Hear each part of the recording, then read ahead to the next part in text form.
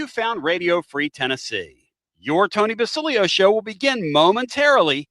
Keep it locked in right here at TonyBasilio.com and on your Tony Basilio app. And hey, do us a favor.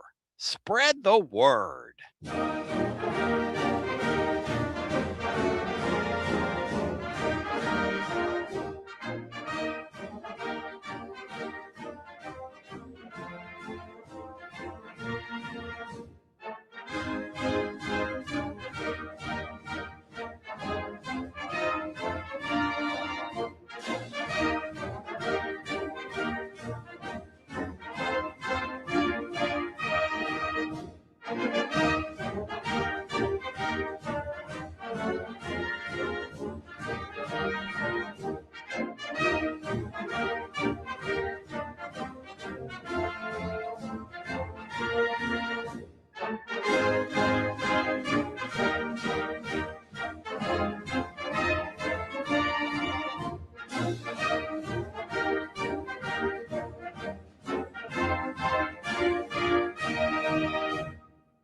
Another award-winning, thought-provoking, action-packed edition of the Tony Basilio Show is coming up next. Tips are always appreciated here at TonyBasilio.com, home of the Tony Basilio Show.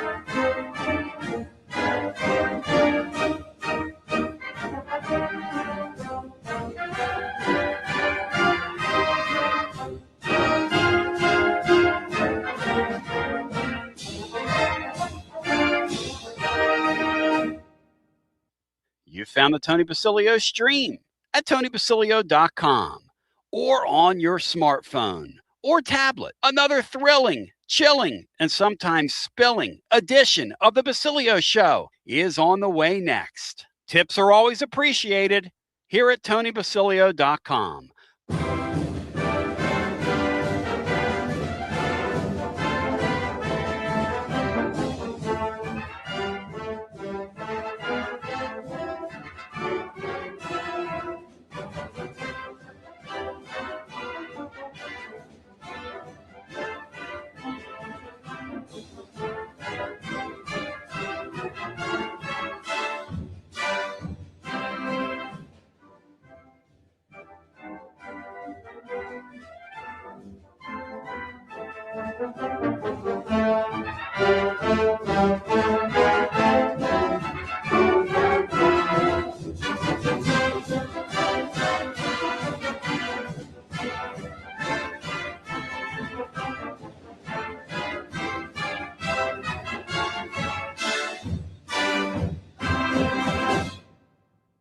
You're listening to FM 105.7 and AM 1340, WKGN Knoxville, and W289CU Knoxville, Fan Run Radio.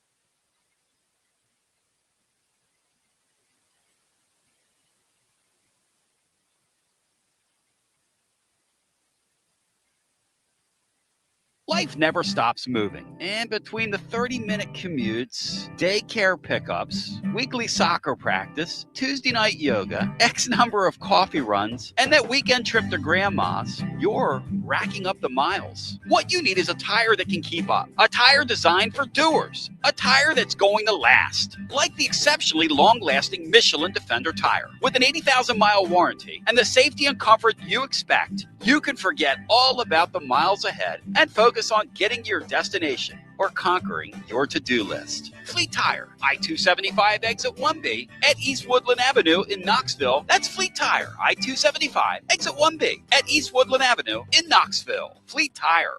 He doesn't always drink beer, but when he does, he definitely prefers Dos Equis. That's right. The most interesting man in the world has returned, and he's more interesting than ever before. His phone is addicted to him.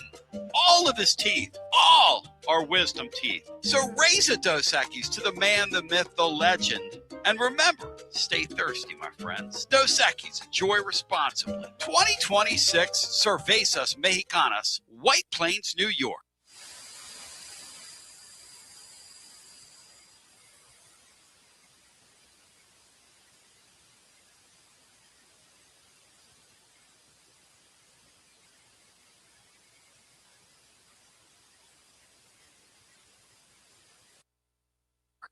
Are you tired of hiding your smile because of crooked teeth? At Knoxville Smiles, we've got the perfect solution.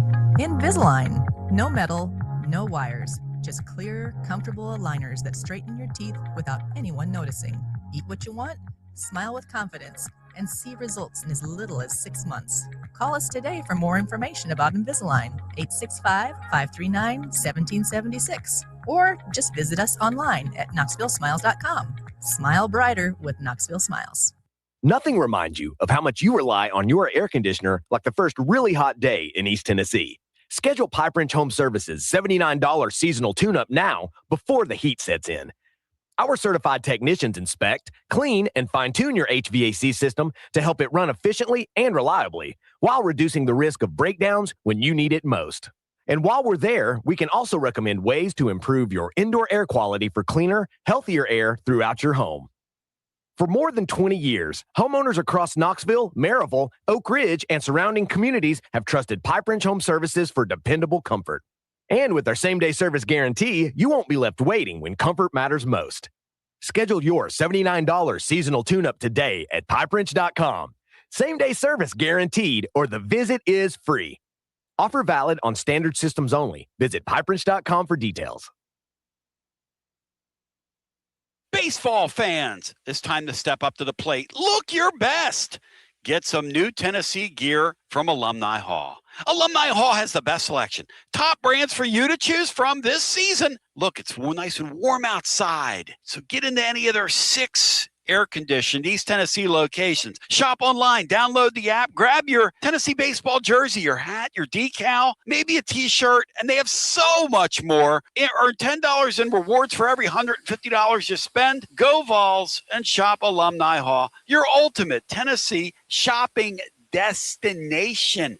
Touch them all with Alumni Hall. When it's time for a fresh coat of paint, run, don't walk to Walker's Painting. Interior and exterior, Walker's Painting's been making it beautiful since 1999 across the Knoxville area. New construction, repaints, commercial, residential, free estimates available. And get this, mention you heard Walker's Painting on the Basilio show, 10% off your first job. Let's go! Run, don't walk to Walker's Painting. 865-688-1410. That's 865-688-1410. Walker's Painting, making it beautiful since 1999. Check out the ad at the blog at tclub.team. Walker's Painting. Inward Half is committed to the game and the memorable moments that happen in between. From the tee box to the tailgate, from the green to the big game. For the first birdie with Dad, the first big win with Mom. Friday night lights, Saturday superstitions, Sunday traditions.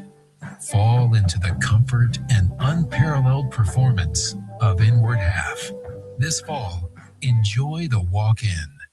It's the hottest post-game show on the planet. Garza Law, fifth quarter fan reaction. Fan reaction. As soon as the final gun sounds, we're live.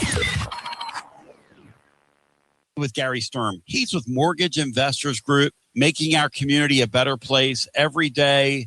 Gary, you've been at it 32 years, man. Yes, Tony, I've been at Mortgage Investors Group for 32 years. We've known each other since, back in the 80s, right? And we've gotten to know each other recently as our family has gotten involved with another mortgage. Through that whole process, you were a prince, just like Jeker.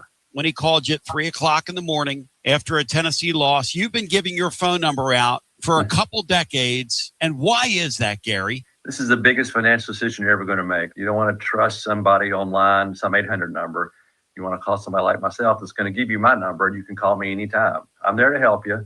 I'm there to help you and your family, and I appreciate that. I appreciate your trust in me. You can call me anytime. You can be like Jeker and call me at 2 a.m. and complain about the balls just like he did. I'd rather you call me about a mortgage, but that's okay. If you want to cry about the balls, we can do that too. I'm a ball at heart. You know that. And if you want to come in and meet with me face to face, I'm here. If you want to do it online, I'm here. That's fine. If you're curious if you can qualify to buy a house, people know the housing market's tough. That's what I'm here for. There's no obligation. You can call me anytime. I get you pre-qualified.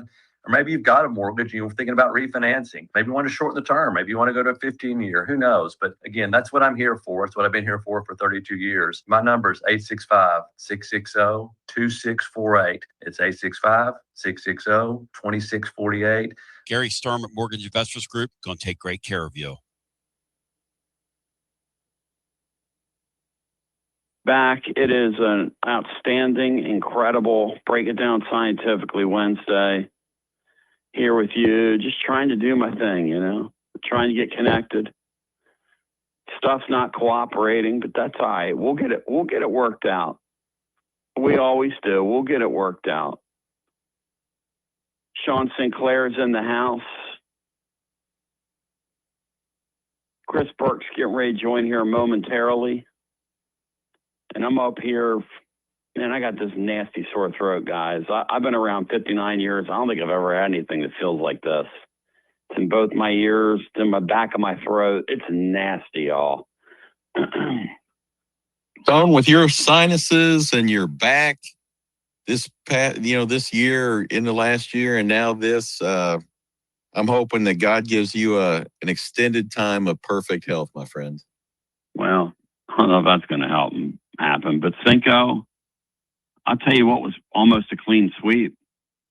And that's that. And it's kind of incredible to think about it.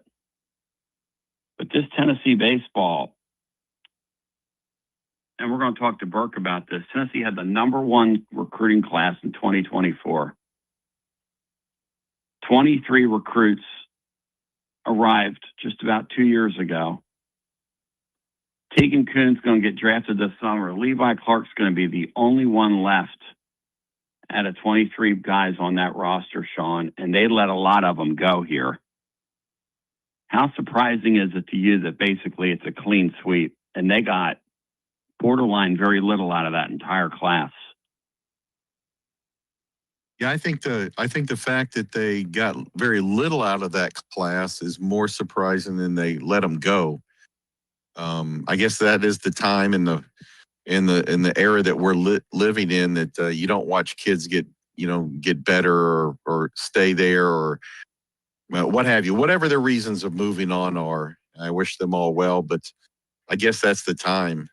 I'm encouraged by I haven't been on since last Wednesday. A lot of things have come on. I'd like to talk, the pitching coach hire seems to be a home run. Nothing against Mr. Reynolds. I hope he has a fine career, but it didn't seem like it worked out here. And if he's the guy that has to go, then I'm sorry. I'm sure if he's talented, he'll find a landing spot. But it looks like the hire they made from East Carolina looks to be a fantastic fit here. And it looks also like both he and Coach Weekly, they had this, it wasn't just a snap decision. I mean, these hires were made, fires and hires were made instantaneously. And that encourages me because that tells me that at least those coaches are proactive, reviewing the season, where their holes are, and immediately trying to fix them. So that's really encouraging to me. Yeah, and Burke's going to join us here in about 5, and I appreciate the radio listener just being kind of patient with us here through what we're doing. I'm on my cell now, but I'll get on something better. I'll get on something better here. We're going to get this thing worked out. But that said, it's, to me, a great sign they did what they did. The pitching coach seems like somebody that has a lot of what you could sell, credibility. And so that's a good thing. You know, Sean, I just look at the baseball thing, and it's just such a crapshoot, man. If one or two of those kids in that bullpen would have panned out, with every issue that team had this year, they could have been right back here in Omaha. To see that Oklahoma team there is the greatest advertisement of how that sport is really random and how hard it is to stay at the top of the deal, because there's constantly new teams in the tournament. It might be the most wide open sport out there of all the ones that we enjoy on the collegiate level. Just a completely wide open, random sport.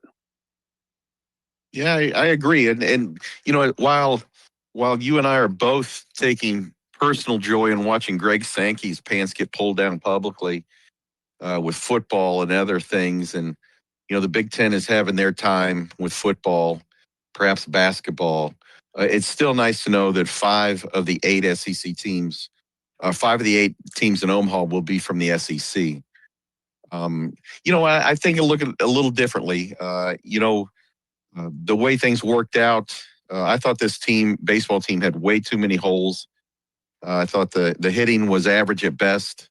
I thought the starting pitching was really, really good up until the injury, you know, forced us to rearrange things. And I thought the bullpen was abysmal. No offense.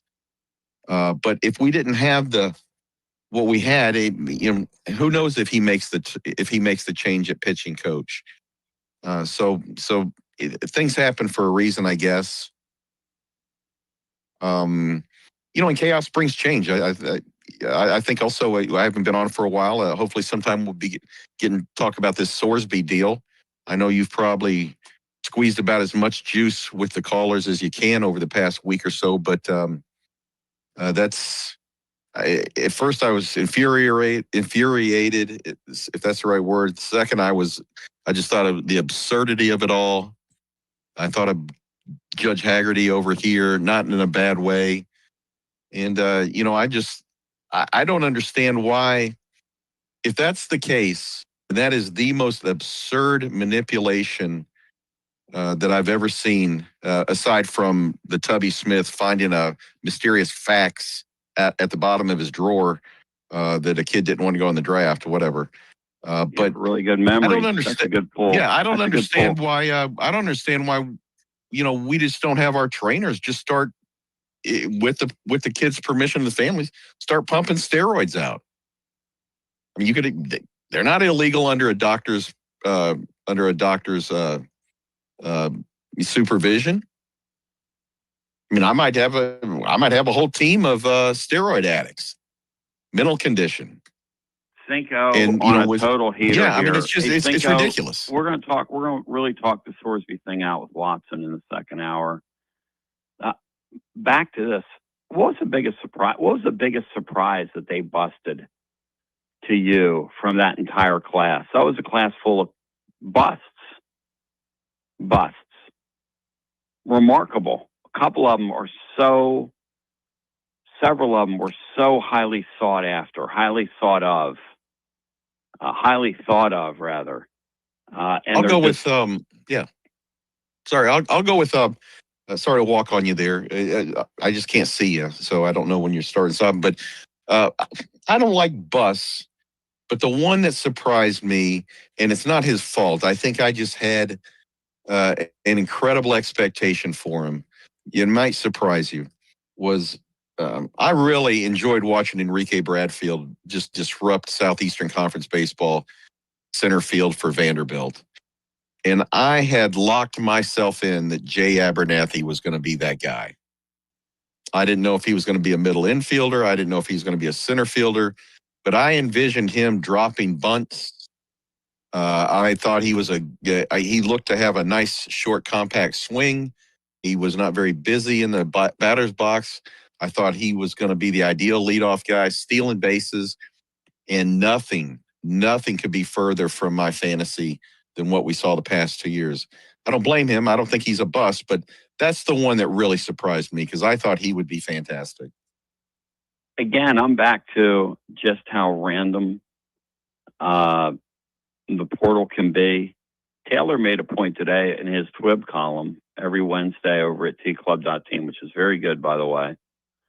He made an excellent point today, which is that most of these Southeastern Conference teams in the portal era use the portal as a way to augment what they have. They're not teams built predominantly from the portal.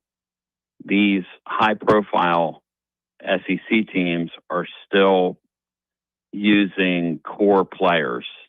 And Tennessee has a real nice core coming back next year, Sean, if they can add to it. They've got a nice core that said, yeah, we're going to come back, including Clark.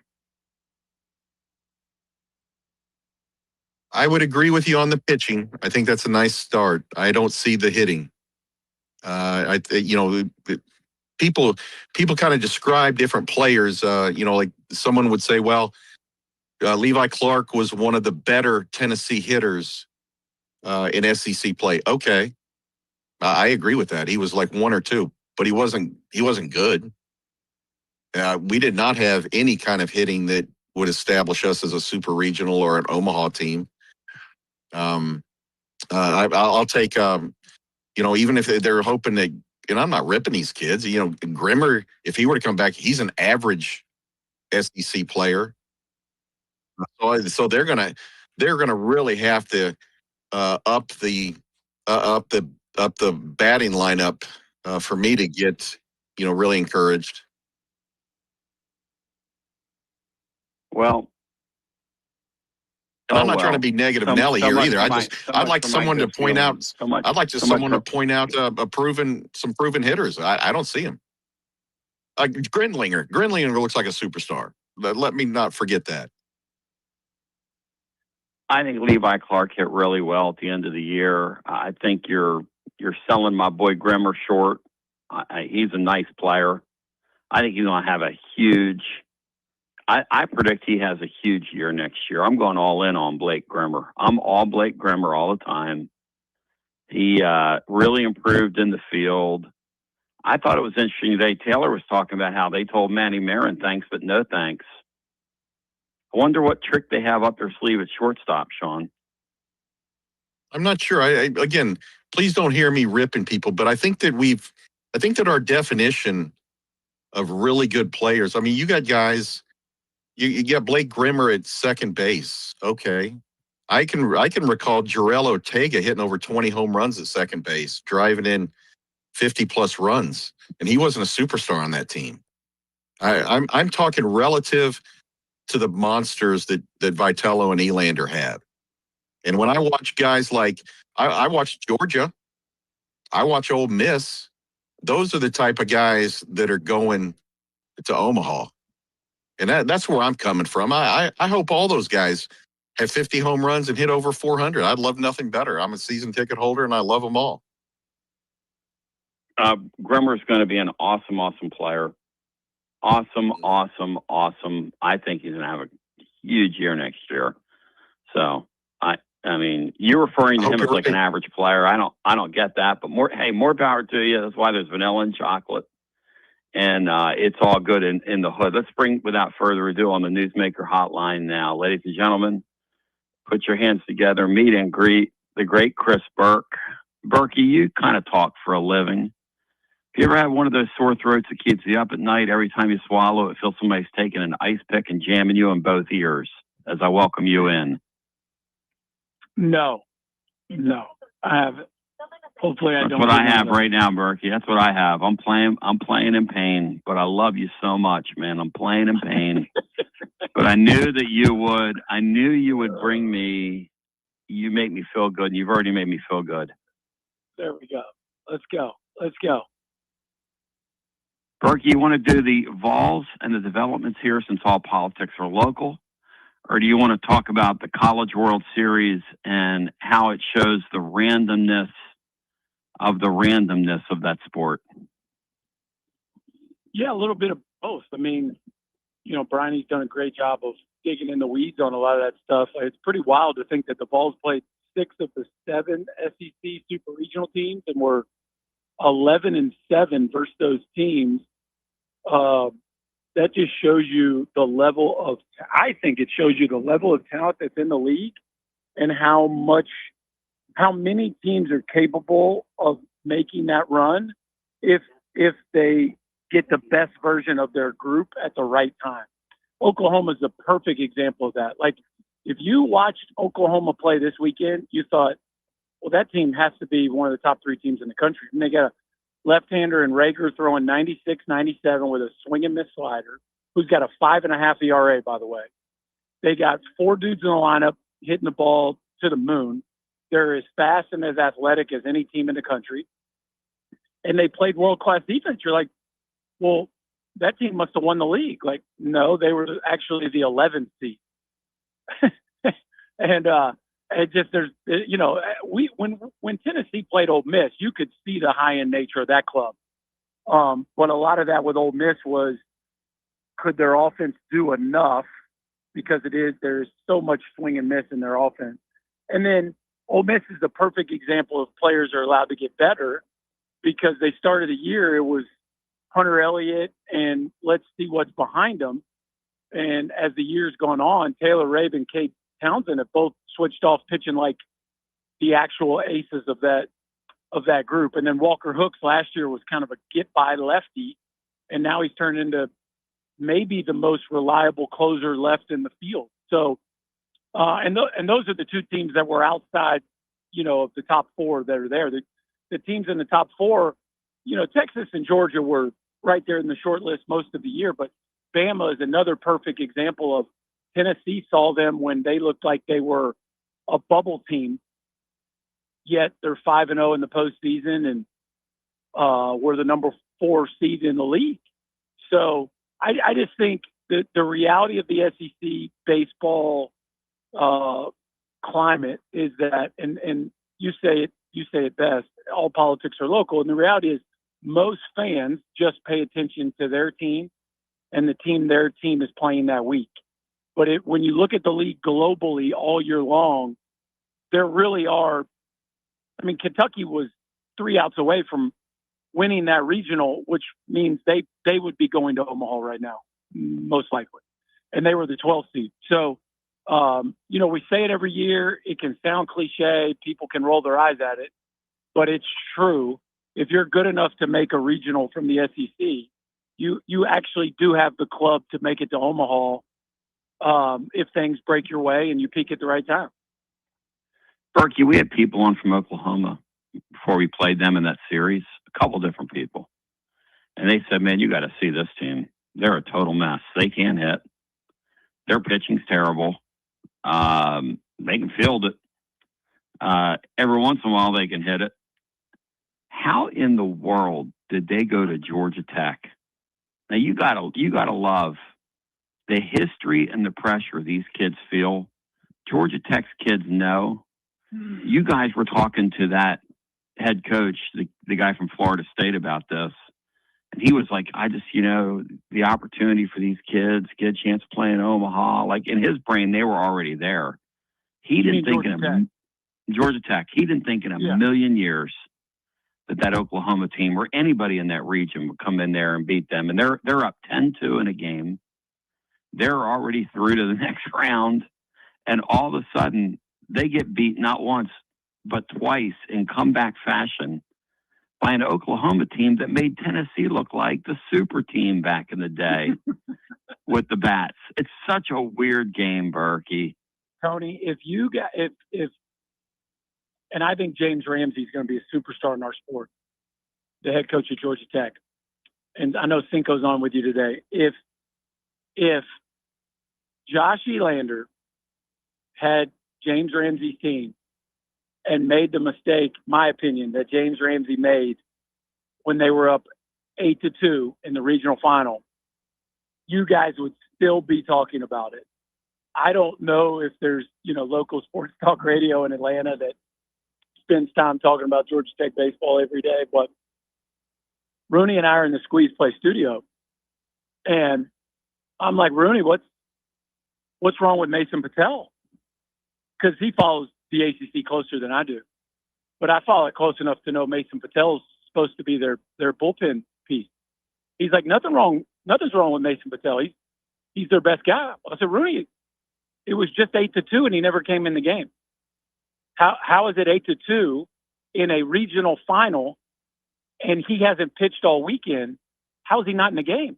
Well, it was the fourth inning. It sped up on him. No. A game can't speed up on you. It's college baseball. You can throw as many parachutes out to the game. You can pick 8 times in a row. You can send your catcher out to the pitcher. You can send your pitching coach at you. The game can't move too fast. It's college baseball. You can slow it down as slow as you want to make it. And the truth is, and again, I think James Ramsey is a superstar, but he was up 8-2 and didn't put his best bullpen piece in the game. Then they lost the lead. Patel never pitched in that game. And then in the Monday game, Patel pitched 6 1/3 and didn't give up 2 runs until he was totally gassed at the very end of it. And so Georgia Tech is different than UCLA. UCLA was leaking oil the whole last stretch of the season, and it finally caught up to them. Georgia Tech was a juggernaut. Georgia Tech was up. They destroyed Oklahoma the first time they played, and they were destroying them again. And they didn't fire their best bullpen arm. They didn't fire their bullet. Oklahoma gets hot, and now they're like a real threat to win the whole thing. And Georgia Tech's at home, and that's how quickly it can flip, and also how thin the margins are. But I really feel for James Ramsey. Yeah, I believe that. Didn't put your guy in the game. Yeah, because you only in that spot, as you know, when you're wearing the big hat, you only get one chance. He's got to live with that the whole off season, knowing that he had a team of big boppers. All right, Berkey. How in the world, you mentioned this earlier, how the hell is that Alabama team? I know they got a great draw, yada, yada, yada, okay? Mm-hmm. How can you defend? Me and Matt were laughing last week on the air about how they'll make 3 or 4 errors a game. and we've come to be conditioned to believe, because it's accurate, that if you want to play championship baseball, you better have championship defense. And their defense, I mean, it looks like first year of kid pitch watching those guys play sometimes. Well, here's the thing, and your guy Jimmy Dykes, our guy Jimmy Dykes, has a great line every basketball season, which is usually the way that you get beat during the regular season is what ends up sending you home in the tournament. And it might not get you round 1, it might not get you round 2, but eventually it's going to get you beat because you played, at this point, 60 games. Like, you are who your numbers say you are. That doesn't mean you can't, play really well for a stretch. And Alabama's played terrific defense to this point in the tournament. Now, when the lights get really bright and the competition is really good versus really good, is there going to be a defensive miscue that probably sends them home? Most likely. That's most likely the case. But they played 2 games of airless baseball in the Supers, and they kind of slugged their way through the regional because they do have enough offense, again, when they're playing their best. And their starting pitching is as good as anybody in the field. So their starting pitching showed up. The defense responded with the best version of that group, the best they can possibly play. And here they are. That being said, it's hard to think they're going to be able to play that level of defense on the biggest stage on a natural surface 3 or 4 games in a row to get to the finals and to get through a side of the bracket that is absolutely brutal. One thing I love about Chris Burke, which is something he and I have in common, if you ask us a question, you're going to get the answer. You might not like the answer. The answer sometimes might not make a lot of sense, but Chris Burke's not afraid to have a take, like he was talking about on the squeeze play thing in real time. And that's what I loved about that, watching that first round through the eyes of you guys, was just watching you guys react to it and then just get kind of punch drunk. And then you go and you see Texas and Oregon over the weekend, and Texas punches them out. And then Brian comes with the fact that in the modern era, Oregon hadn't won a national championship in anything that we watch, even though they're, they got all that Nike money. I mean, Berkey, that's pretty, if you think about it, that's pretty hard to do, man. It's really hard. Well, you could take that both sides. It's hard to believe that one won in anything. It's also hard to win a championship. Really hard. And what Tony Vitello did at Tennessee was, really he put. I mean, I guess two, but think about it. In a 5-year stretch, he had the best team in the sport 2 years. Now they only won it once, but that's pretty amazing. That's really hard to do. To have the best team in the land twice, not one of the best teams. Again, didn't finish it all for, we could spend a month talking about that, but that just shows you the way he had that thing rolling. And as much as Oregon's invested and as many great coaches they have on their campuses, and Mark Wazakowski is a great coach. He really is, the baseball coach. It's just hard. It is hard to put the best roster on the field in any one of those sports. And what's wild is, and Cinco, I'll bring you in now. I think it's pretty wild how easy Tony and his entire operation made that thing look for 7 years. They lived in the super regional round. I won't repeat this one more time. Georgia Tech hasn't been out of that first round of the tournament since 2006. Tennessee lived in the super regional round, and a couple years they got there. They got there. What is it? They had five straight. Five straight. And Berkey, 1 year they got through in smoke and mirrors with Clemson. But here's the truth, and you know this as well as I do. When you're in that dugout, and 1 through 34 right now, believe we're going to get through. We saw that in this postseason. There's a major power in the belief. And when those kids played Clemson, they won a game they had zero business winning. Mm-hmm. Matt Dixon says it's the best sporting event maybe he's ever been to, best baseball game he's ever been to, easily. And there's something about belief, Berkey. There's just something about it.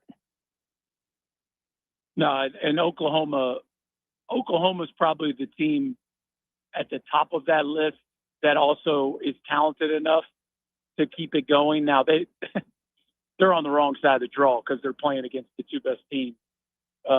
Not to mention their first game, Alabama, they're going to face a veteran pitcher that looks like a number 4 starter in the big league, Tyler Fay. But Oklahoma has that kind of feel. West Virginia is a great story. Troy is a great story. North Carolina has a really nice team. Ole Miss feels like the favorite on that side, but the belief of Oklahoma is very interesting. That being said, it's just hard to think the winner of that bracket's not going to be Georgia or Texas. Sean Sinclair and jump in because Georgia has all these transfers, Burke, and people are saying it's not good for the game. I mean, they make no bones about it. What, like 90% of the roster is out of the portal? Yeah, I mean, you got to play the game in front of you. Wes Johnson is a master at it, and that's the game in front of him, and he's going to play it. So, I would stop short of saying it's bad for the sport. It's just the coach playing the hand that's in front of him. It is what it is. Cinco, jump in. Chris, I love watching you on site. I think you're the best in the business. And when you and the Stanford pitcher, I guess, go back and forth, it makes my day. And then I saw you on the conglomerate show, whatever you guys call that, when you're in studio. And I was like, man, but you crush there too. So way to go. But here's what I wanted to talk to you about. I remember the Wright State Grand Slam and watching Tennessee as a season ticket holder get big through the years in the stadium. But once we got knocked out, I became a neutral. And that Mississippi State-Georgia series may have been the funnest thing I've ever seen in college. I know I'm a UT guy, We all know that. But that was just amazing. And then I said, well, we've played all these teams. I started rooting for Ole Miss because I really liked all those big boppers when they came here. And then you watch it at Auburn and how those crowds are going nuts and how you guys are talking about how they've really done a nice job building the facilities. And then, I'm watching the Georgia fans feed the trees and they're throwing up the beer like Ole Miss does. And then you watch Texas A&M with the bubbles, on and on. I'm getting wordy, sorry. But the point being that us leaving the regional gave me an opportunity to watch college baseball without an agenda, so to speak. And let me tell you what, that sport is exploding, and I was just really excited by it. I just wanted to add that. Yeah, I appreciate your take on that. I think, Tony and I have been talking college baseball for a very long time. And again, I get to see the sport more globally, and most people live in the silo of their club. And when you do get a chance, when you fall in love with the sport, Monaco had that great line. There's two types of people: those that love college baseball and those that don't know it yet. When you do fall in love with your team, then you start to enjoy the sport. And then when you actually partake, especially in some of these environments that the Southeastern Conference has to offer, which are just electric, and you enjoy it on the stage that is the super regional round, that is the best version of our sport. The College World Series will be where, we'll get 3-4 million people watching some of these games. And the most that we're going to have Pat McAfee there. I know Tony's really excited about that. But we'll get all these new eyeballs, and that's great. But if you love the sport, the super regional round, the regionals and the super regionals are what it's all about. And now we get to go crown a champion, but it's a little bit more of a corporate, you lose a little bit of the flavor that you get in some of these home venues. That really, really is special. College basketball doesn't give you that because they're all at neutral sites. And college football doesn't give you that because they're all at neutral sites.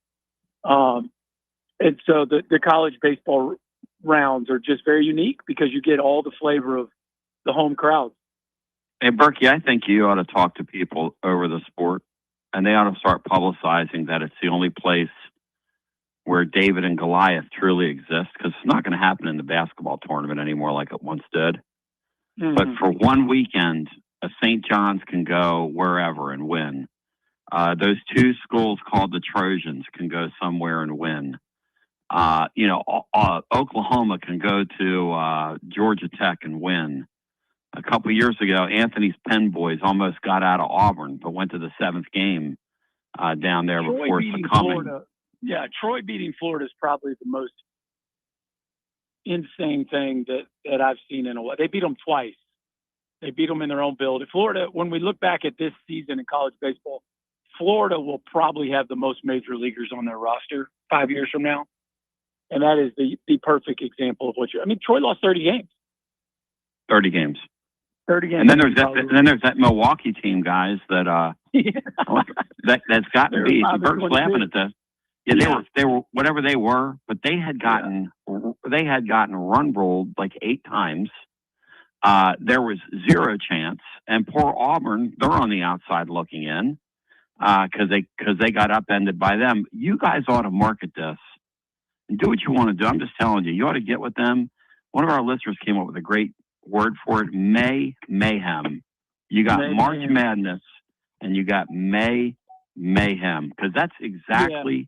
And you and I both know when they shorten the draft. You look at the Barstool people and the McAfees. Like, it is interesting how much some of the mainstream. Thank you, sir. Some of the mainstream sports media folks. I got it. Are really starting to. Thank you, sir. Are starting to take notice of the sport and how entertaining it is, and it fills a really nice void in kind of the American sports calendar. There's not a ton that's grabbing your attention at this time, and the nature of the sport and the what you're saying, which is the little guys can truly beat the big boys, just because that's what baseball is, number one, but also because this transfer portal is so robust that some of these schools just do Troy's got a bunch of transfer portal players. just like Murray State did last year. Like it's not NIL and transfer portal. It's the transfer portal. NIL is a separate deal in college baseball that is reserved for about 20 programs. But the portal is open to everybody. And some people are really good at it. Transfer portal is fun. Now that they're going to shorten that draft, that's the next collective bargaining agreement. It's going to make the game even better and better. There's a real growth opportunity. We got to figure out a way to make the sport faster. These 4-hour games have got to go. The big league rules. We have to get the big league rules. You agree with them? Put them all in. You agree or no? You agree? All of them. All of them. Every single big league rule should be in play. Yeah, no. But again, that's back to my previous point. That's not the current landscape. So there is never an excuse for a game to quote unquote speed up on you. There just isn't. You can do whatever you want to put on the break. You know. Yeah, there's a pitch clock, but there's 0 pick minimum. And again, sorry to belabor it, but you know, you just the best guys, Jim Schlossnagel, Dave Van Horn, these dudes, Jay Johnson, they will put on the brakes and they will never go home without their best bullet being fired. It just won't happen. But that's one of the things I like about the big league game is because of the 3-batter minimum, because you can't put on the brakes with the pickoffs and stuff like that. Like your whole roster better be ready to go. And you're going to, you know, even in the high intensity and with the reviews and everything, if we had the big league rules, we could play closer to 3-hour games. But once you get to this level of the tournament, you almost are certain 3.5 hours. Now, Omaha can change that a little bit just because some of the games can be low scoring. But those super regional games, you can almost bank on 10-8, those kind of scores. I texted your boy Monica the other day during that game when they went to extra innings after all that scoring. It was like a 4-hour game already. I said, Monica, you want me to go order you guys some pizza? He's like, nah, we're good, man. We're good. By the way, Chris Burke joining. All right, Berkey, let's get all politics are local. Austin Knight. I said last Friday on the air that you knew they had the guy in their pocket. You knew it the whole time. When you first heard they were going to do business with Austin Knight as their pitching coach, what was your thoughts? I liked it. You know, number one, it's helpful, I think, for Josh. He got his eyeballs on that staff, you know, all weekend.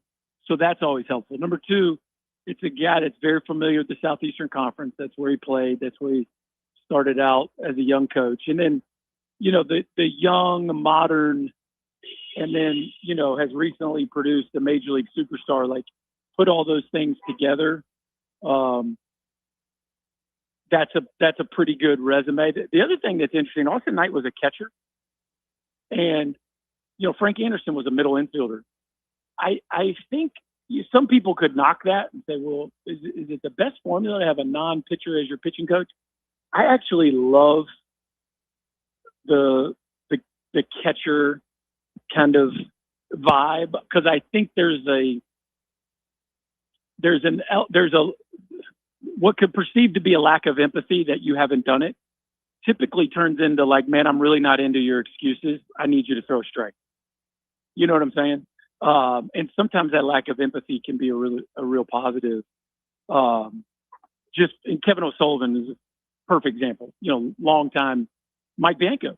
Both those guys forever ran their pitching staffs, and both of them caught. And so I actually kind of like that. While most guys, you know, were that are pitching coaches were pitchers, I kind of dig the fact that he was a catcher. I think that's a good thing. The fact that they've had and developed some guys that are in big league baseball, what importance is that? Well, I think not just big league baseball, like Trey Savage. I mean, that's one of, you know, it's not Paul Skeens, but it ain't far from it based on the impact he had last year in the postseason and that kind of thing. So I think that gives you a lot of equity quickly when you can sell that kind of name recognition. All right, fellas, I got to catch a flight. Great catching up with y'all. Burke. Love you. Cinco, you brought up a great point. I don't care who you are. Watching that Georgia series with Mississippi State, I call that great sports, man. Great sports. That's all that is. That's just great sports. That's heart and soul. Two teams putting it on the line, hammering baseballs in front of an awesome crowd. Great scene. Guys, they're down to their last pitchers. There's nothing left. I mean, they exhausted everything. That was really fun to watch, Sean. I agree with you. I mean, it had a lot of things. You got two brothers that pronounced their last names differently for Mississippi State. You got Georgia. The absolute fans are going nuts on every, the teams. There's comebacks. There's lead changes. There's pitchers that should be getting people out. They can't. There's Ace Reese from Mississippi State that just won't die. I mean, I know he ended the game as a second out in the second game, but it was, and then just to watch. I'm no fan of Georgia, but did I remember right? It's been 1999 since they've been back there. That's right. I think that sounds right. But anyway, it's been a long time. Coming off, before Johnson, not so much going on there. And then Mississippi State, you got the whole thing where you got a guy who leaves. He had a great program at Virginia, leaves there and people can't figure out why, but he comes and instantly elevates Mississippi State. I just thought I thought it was great theater. I thought it was great competition. And as a neutral, I didn't have a dog in the fight. I could just say, man, that's great. Oh, a 3-run homer there. Oh, here we go. And it wouldn't surprise me if Mississippi State would have jacked one to take it to extra innings. I thought it was great. And Brian Hartman, congratulations to you. That column today over at tclub.team, you and Taylor rock and ruled the day over there on the blog over at tclub.team. Some of the factoids and the things that you pulled up, I know Berkey will use them on their telecast. Of course, he never gives you attribution. But I'm not trying to start anything here, any heat with Berkey, who just gave us 35 minutes. But you would think the guy would give you attribution. You know what I mean, Berkey? He actually did at the very start. I heard him. No, not on this show, Bri, when he's using his telecast. As seen from Brian Hartman in Knoxville, here's a factoid I've got. Well, nobody would know who that is, so. No, he needs to do that. He needs to put you out there, Bri. I don't think that's necessary. You broke it down scientifically, Bri. You moved right to left across my device. Well, he just broke it down on me. He fact-checked me. Apparently, Georgia was back there in 2008. It was Alabama in 99. So, but nonetheless, that's almost 20 years. I think that's just great. And again, the Auburn thing was, I'm no fan of Auburn, but watching those fans go nuts was just, the whole thing was great. And, Arkansas and Kansas, Oklahoma, I agree with you in our chat. You're like, well, these guys are a joke. How'd they get through? But they did. And I'm looking forward to the tournament. I really am. I used to live out in Bellevue, suburb of Omaha. We went out there. My dad was in the Air Force, and so we were stationed there at Offutt Air Force Base, and we'd go over there, and it was really neat. At that time, families would adopt, or church groups or communities would adopt teams and become like their host communities, and they would make little things that drape over the center field wall, supporting, and a whole community would show up in Arizona State or USC, and it's just, I know it's grown tremendously since, but it's just a great atmosphere out there. And Brian Hartman, not to change the subject, you covered the Lady Vol softball situation for us, which yesterday's interesting conversation John Adams had with a caller. They were talking about expectation, and John wrote an article in terms of who next year you expect to have the best year on campus, and you kind of rank the teams. And boy, I hate to do that on the air. I'd hate to make people mad at me, but because it's like trying to choose your favorite kid. It's a very difficult thing to do. But Brian, were you surprised that Karen Weekly moved and fired those two coaches that she brought and has gone now to Texas for a solution for the hitting coach? I didn't think that would happen. I wasn't thinking that she would make changes, but the offense definitely did not continue to hit at the pace it did when they started 26-0. And this is the third time she's had a tremendous advantage on the mound in the pitching department and been unable to cash all the chips in because the offense just couldn't hit enough. And ultimately they would lose to an opponent who, like Texas, who had seemingly boppers up and down the lineup and someone who could just go for a home run, go for 30 a year. And they always seem to fall one hit short when they had it right there. So she feels like the hourglass is running fast, and she wants to do everything she can to try to change that. Cinco, you brought it up, man. When you have a serious program, you have to look at your program every year. All these coaches are making good money in these college sports. A lot of them making great money. You got to continue to prune the tree, Cinco. You got to prune the tree if you're going to have a serious program in any of these sports. We really do. I think, I mean, there's so much at stake. Your timeline is compressed so much. There's no more year zero. There's no more 5-year plan. Whether it was kicking and screaming, Josh Heupel did it. That's not a shot. He was kind of sleepy with Tim Banks for a while. But he made the changes, and watching Elander and Weekly do it, it's encouraging. They're not going to sit around because I think in this environment, you can get lapped pretty quickly. Well, there's no question. I mean, and then when you start talking about the football world and the basketball world, I mean, those people wait for no one. That's a blood sport. This Sorsby thing, we're going to talk about it. I haven't had a chance to really, really get into it on the air because of all the things that we've seen down through the years, this is the most.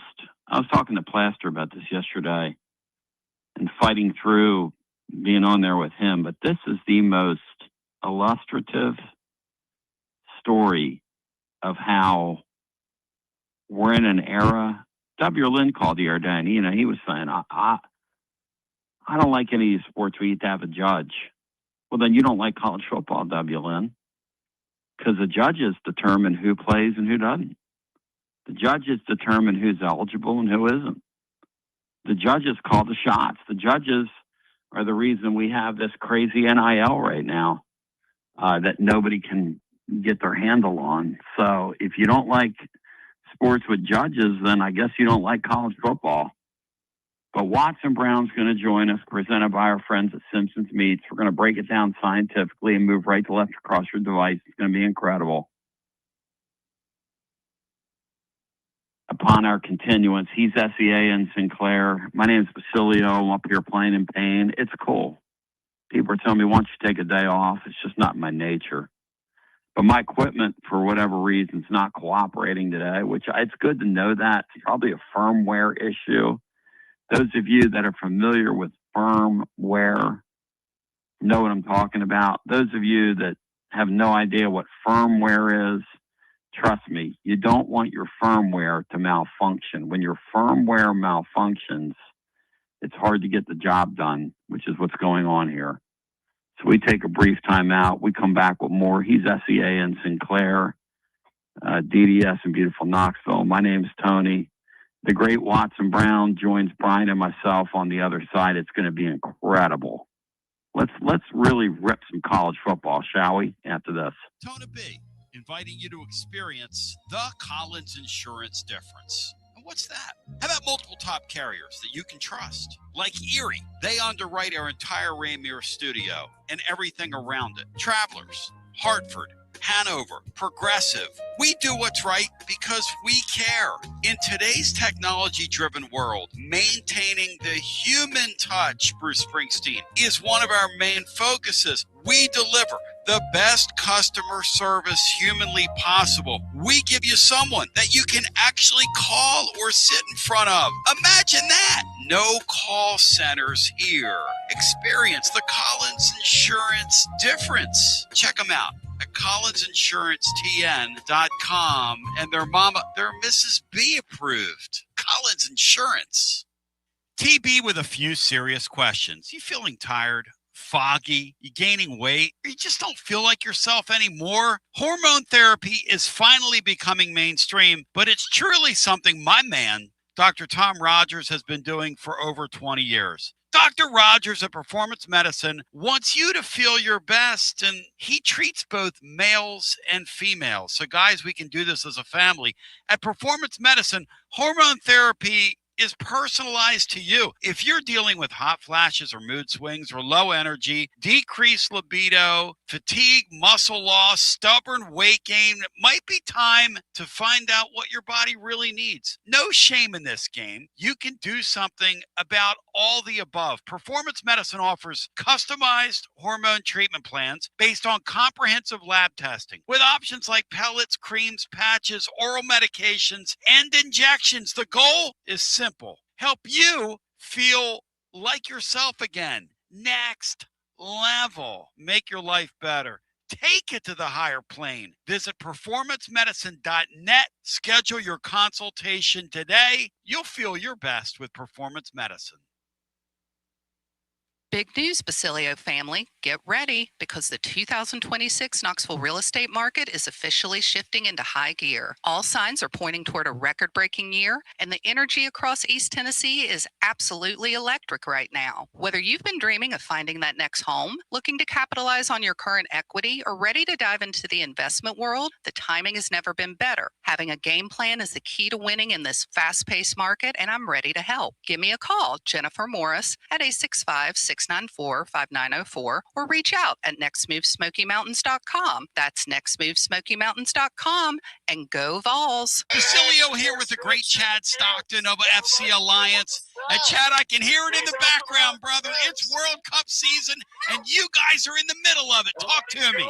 We are excited. Our U9 through U12 trials just kicked off today for our locations in Knoxville and in Johnson City. So we're ready to offer any player top-level competition, top-level training anywhere they want to be in Northeast Tennessee. In our programs, we offer competitive play for anywhere from 9-year-olds to 19-year-olds. We've got two locations. Our location in Knoxville is kind of our home base, and our location up in Johnson City in the Tri-Cities area is our FC Alliance North. Both locations are growing tremendously, and we're excited about what the future holds here at both locations. Growing the beautiful game in the season of the World Cup. Chad Stockton, how can folks get more information? Go to our website, FC Alliance or FCAllianceNorth.org. And both locations, we're happy to serve the beginning player or the more experienced player, because what we will promise is the top-level training and top-level leagues that we can play in for all of our players. Growing the beautiful game in Knoxville and now also in the Tri-Cities. FC Alliance. Thank you, Chad Stockton. Thanks, buddy. Got a plumbing or HVAC problem at home? Whether it's an AC that won't cool, a furnace acting up, a clogged drain, or a water heater problem, Pipe Wrench Home Services is ready to help. Right now, when you schedule any HVAC or plumbing repair, your service fee is waived with the completed repair. That means expert help fast without the extra cost just to show up. Our certified technicians will quickly diagnose the issue and provide reliable solutions to make your home comfortable again. And with our same-day service guarantee, you won't be left waiting when help matters most. For more than 20 years, homeowners across Knoxville, Maryville, Oak Ridge, and surrounding communities have trusted Pipe Wrench Home Services for dependable comfort. Schedule your repair today at pipewrench.com. Same-day service guaranteed, or the visit is free. Service fee waived with completed HVAC or plumbing repair. Restrictions apply. Visit pipewrench.com for details.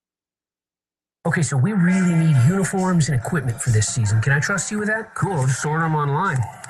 What? Yeah, I'm going to hop online and I'm going to get them ordered. Hold up, that's not a good idea. We shouldn't just spend money on some random online retailer, okay? I mean, it seems pretty convenient. Trust me, it's a terrible idea. Let me simplify this for you.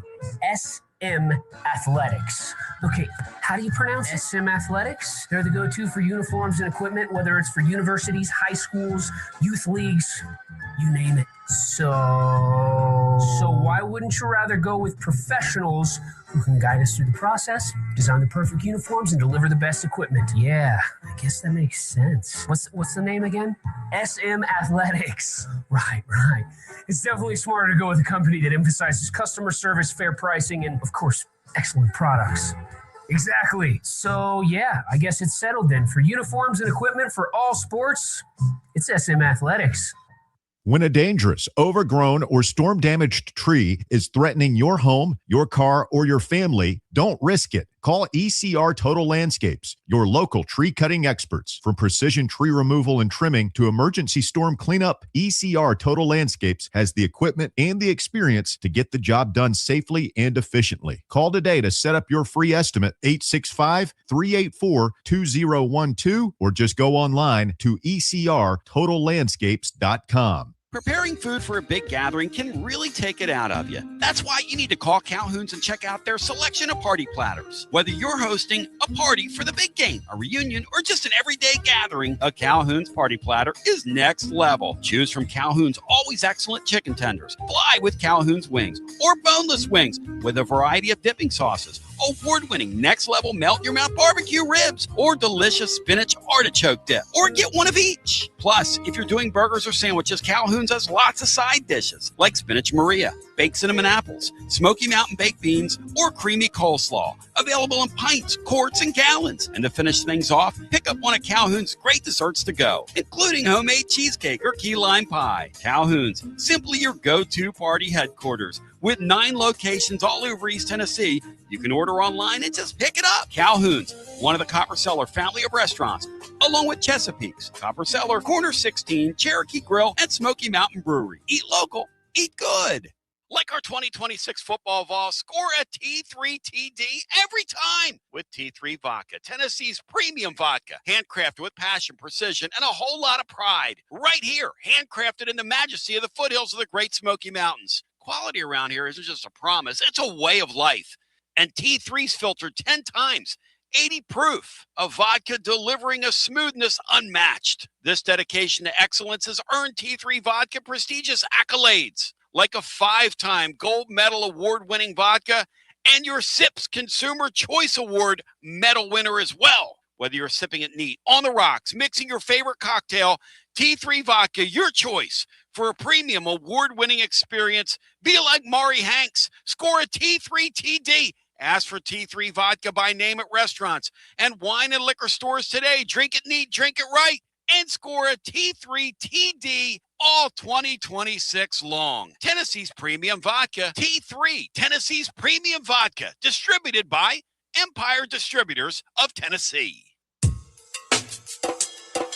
TB here for Cedar Bluff Plumbing, a live and local company that's been serving our area for over 32 years and counting, because every customer counts, and I mean no job is too small. Cedar Bluff Plumbing just voted #1 by City View magazine because multiple plumbing experts are on call to serve all your plumbing needs. Chances are there'll be a plumber in your area when you call, and they won't send some salesman to your house. You're going to get a high character, trustworthy, highly trained plumber who will serve you, not like some of these guys that look like they came off the set of America's Most Wanted. Cedar Bluff Plumbing is Basilio tested and approved and will go the extra mile for you because Chucky Mack is a servant of the people and my consigliere to the throne, celebrating over 32 years of serving living volunteers. Cedar Bluff Plumbing. Call 588-4448. That's 588-4448. Cedar Bluff Plumbing. You're listening to FM 105.7 and AM 1340, WKGN Knoxville, and W289CU Knoxville, Fan Run Radio.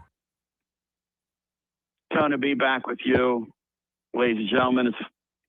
It's an incredible time of the week. It's a Wednesday with Watson Brown. Whatever you do, do not, and I repeat, do not try this at home. Presented by our friends at Simpson's Meats. And Watson, I welcome you in against the backdrop that you never say never in major college football, my brother. No, you never say never. I know you're kind of exasperated like I am. Watson, I keep thinking that we've seen the bottom, and then they keep finding a new bottom. And so I want to go several angles as we talk about the Sorsby thing with you. First of all, do you believe that this kid is past his gambling addiction? 30 days in a rehab center. I mean, we're going to put this guy back on a college football field, Watson? No, I'm not sure. Nobody could be sure. There's only one person that would know that, and that's the kid himself. So no, I'm not sure at all. But it's just Tony. It's just a bad look for college sports and college football especially. It's one of the scariest things in my profession as a head coach was gambling. It absolutely scared me to death. And whether a kid were to get involved in some kind of shaving or is gambling himself and then gambling on your team, against your team, it scared me to death. We spent so much time talking to players and bringing people in to talk to them. So this hits home to me. We just keep taking another step down. It's hard to dig out of that well. Never in my life would I have thought somebody that had gambled this much on his team would be playing. But the courts are amazing in today's world. A lot of things come through the courts today, and pretty much, Tony, just about everything has to come through the courts because everybody takes it to court. In the old days, that I don't think it was near this, but it's the way it is. And I blame the NC2A for giving in to letting college kids gamble and play college athletics. I'm not for that. Hadn't been for that. But after that, it's in the NC2A's fault. They had suspended him and weren't going to let him play, and courts get involved, and here we are. And that does two things, Tony. Two things. Number one, we all know that we're letting guys gamble play. And number two, we all know the NC2A has no power, zero power anymore. So those two things are just absolutely in front of us now. And so it's going to be interesting to watch and see what if conferences end up controlling themselves or what. It's just let's watch it and see because the NC2A just keeps losing more and more power. When football went on its own to make money and kind of just left the NC2A out of it, that started this right there, and there's been a separation ever since within football and the NC2A for sure. Watson Brown presented by our friends at Simpson's Meats. You simply got to try it to believe it. Watson's got a package on the way to him. And I'll tell you, when you're ready to treat yourself, when you're ready to have the bang-up barbecue of the summer, trust our friends at Simpson's Meats. Absolutely next level. They ship gift boxes all over this country. And folks that listen to us in all 50 states, people have gotten stuff shipped all over the place. And these many happy returns. Watson Brown joining, you bring up a great point that I haven't even considered, which is if I'm a kid right now and I'm thinking about whether or not to place a bet, I'm looking out there and I'm going, Sorsby got away with thousands of them. The door is now open for me to get on this app over here and go have some fun. I mean, this isn't good for anybody. I think it's terrible for the sport, Watson. Just awful look. Of all the things that have happened in major college sports since I've been watching it, this might be the darkest day, the worst, really. Well, yes. We can all remember through all the years different things that have happened through athletes gambling. Some of the darkest things through history, Tony, in athletics is through gambling. I mean, all the way back Black Sox through Pete Rose and all the different college things that we've found. And it's just, it makes you feel awful. And this is one of them. And I'd hate to be Texas Tech. They're in a tough spot. I mean, do you just say yourself, we're not letting him play? I don't know what you do when you're in their spot. I just don't. But it's going to be interesting to watch the rest of the way. Another thing to watch to me is how good is this kid going to play? Now I'm reading things. Well, this puts Texas Tech back in the national championship picture. How good is this kid going to play when he's been through all he's been through? He created it, yes, but he also is having to deal with it. And I'm not sure how good a player he's going to be through all this. Sean Sinclair, jump in here as we talk with Watson Brown. We're really going to unpack this Sorsby thing, and Watson's already thought of a couple angles that I hadn't even considered. I do want to get back to the administrative side of this thing because it's a mess all the way around. And just one caveat before I bring Sean in: when you start seeing other leagues talk about, hey, we're not going to schedule them in anything going forward, we've given the edict, you don't schedule them in anything. I think that's very interesting because what they're saying there is, look, we're all a bunch of thieves, okay? And we'll all stab each other in the back for players. But these people over here are crossing a line that even we wouldn't cross if they put this kid out on the football field. They're crossing a line here. They're crossing a barrier that none of us ever thought we would live to see.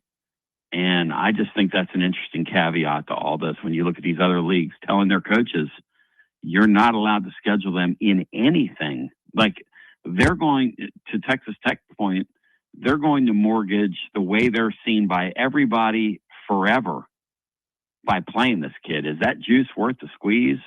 But go ahead, Sean Sinclair, jump in. Well, I agree. A couple things. One, karma seems to have a way of working things out. He wasn't a great player at Cincinnati. He was a good player. I mean, he was a 10 at 2 based on what was out there. And he got his money and they got their quarterback. But I don't know that this is about gambling. The gambling was a holy grail. You could have steroids. You could have car stuff at Georgia. You could have buying players stuff. You could have all that. But gambling was supposed to be the one that's the line you don't cross. But when you think about it, this really isn't about gambling. This is about a local Texas Tech group of judges saying, hey, I've got the power to do whatever I want. And we are going to call balls and strikes so it favors us. We're going to make the strike zone 4 feet wide when we're pitching. And not only that, it's so obvious and absurd is they've set the appeal date or the trial date a week or two after the national championship next year. Hey, that's not coincidence. And they're not that busy. It's a thumb it's the thumb up in the air, the nose up in the air saying, okay, if this is the way it's going to be, then we're going to be that. Now, it'd be easy to say, hey, Sinclair, you're bitter because Aguilar didn't get it from a local judge. Perhaps that is. I can't tell you I'm not or I am.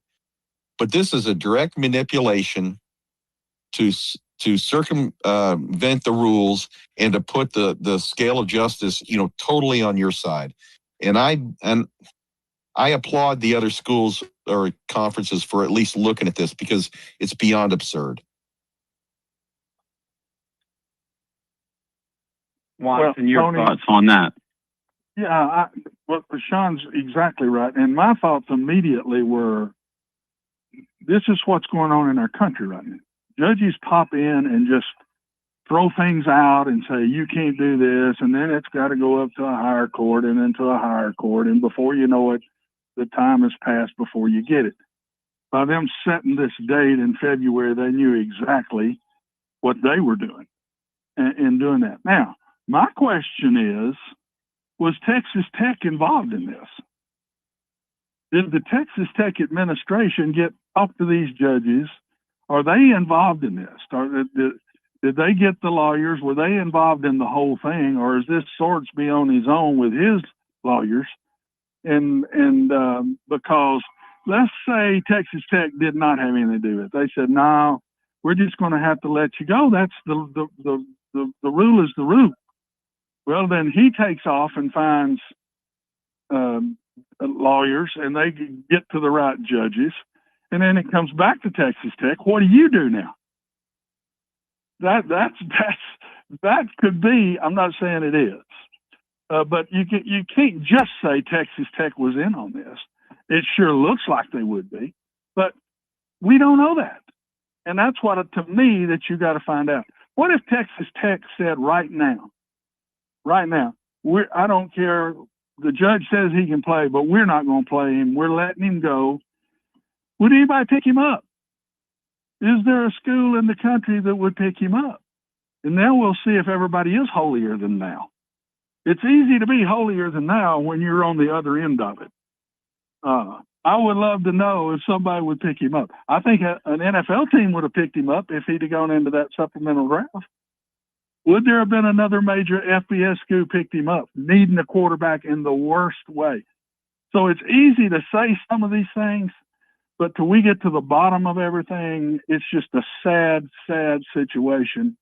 And like I said at the beginning, I'd hate to be Texas Tech either way this goes down. Whether Texas Tech is involved in it or not, I'd sure hate to be them. Because they were already getting smoked by a lot of people. The softball world is all over those guys. Yes, they are. All over them. Everybody's pointing to Texas Tech for all the money that they're spending and how they're going about spending it. And now you add this to it. I mean, they happen to be the culprits now in all of major college athletics. And so we'll just have to see how it plays out. To me, it's sad, fellas. I don't think anybody wins in this. I don't think major college football wins. I don't think college sports wins. I don't think the judicial system wins. And I dang sure don't think Texas Tech wins. Watson, they're wearing the black hat right now. They're the University of Miami in the 80s. They're the outlaws in the deal. They're the bad guy. Look, again, in a world full of where Michigan obviously cheated to win a national championship with their scheme they had going with the Connor Stallions guy who was infiltrating people's sidelines. That obviously happened. I mean, in a world full of that, in a world full of recruit your players right off your roster out from under you, somehow Texas Tech has a special seat, their own seat at the table. And I'll go one further. I don't think it's accidental that they had a kid that played third base for them in softball, because you reap what you sow. You know, when you make it all about who can we buy and how many athletes can we bring in, and you're not vetting people properly, you're just grabbing as many as you can when you're at the shopping mall. This kid that played third base for them stood up there and told an absolute lie about Tennessee softball coach and said, she said to me, you should have never have left here instead of just shaking my hand. And the gal that was down there from ESPN said she did no such thing.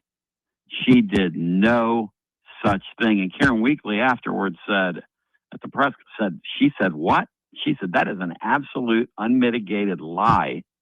And so, you know, Watson, Texas Tech, they get to kind of own this. I mean, it's just sort of come back to them. They're the school that's representative of this era we're living in now. And I'll ask anybody listening, how many championships have they won in these sports where they're spending oil fields full of money on these players? I mean, how much noise have they made? Well, they've made quite a bit of noise, some good and some bad.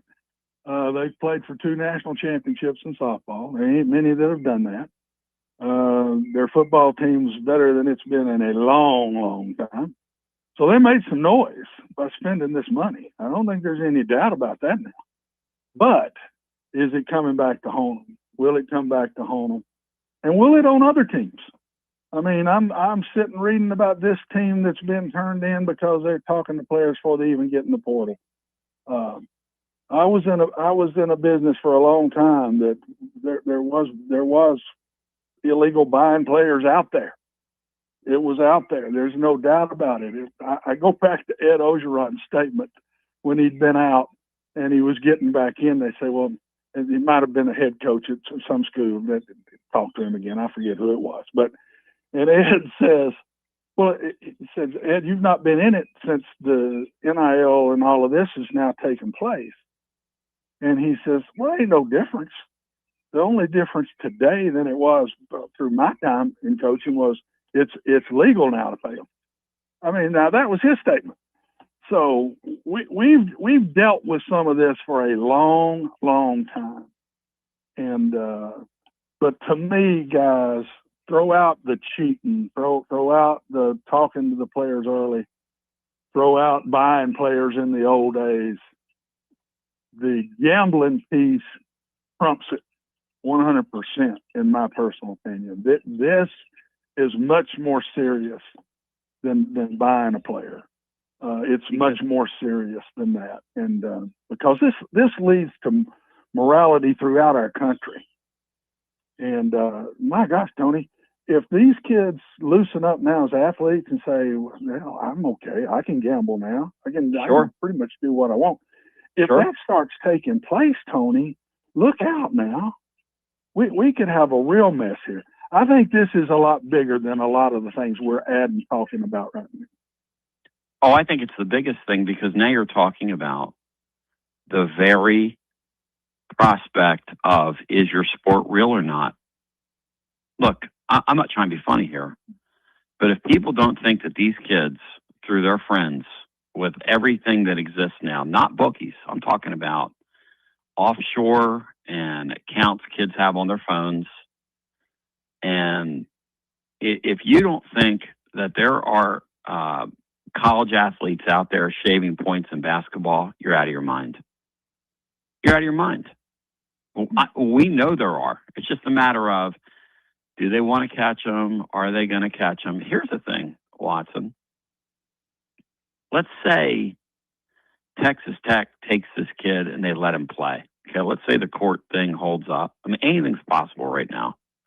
I think we would all agree that, and that's all we're doing now. We're letting the courts decide because the NCAA doesn't deserve to have a voice. That's the whole issue here. They've lost their voice because they deserve not to have a voice. That's how badly they've mismanaged their business. So that said, let's say you play him and you're the McGuire guy, Watson. And let's say he's having a pretty good season. And let's say you find out middle of the season, we're 7 games into it. So we're like at week 9 since he was out. And you learn this kid's back gambling again. Because there's a pretty decent chance that happens.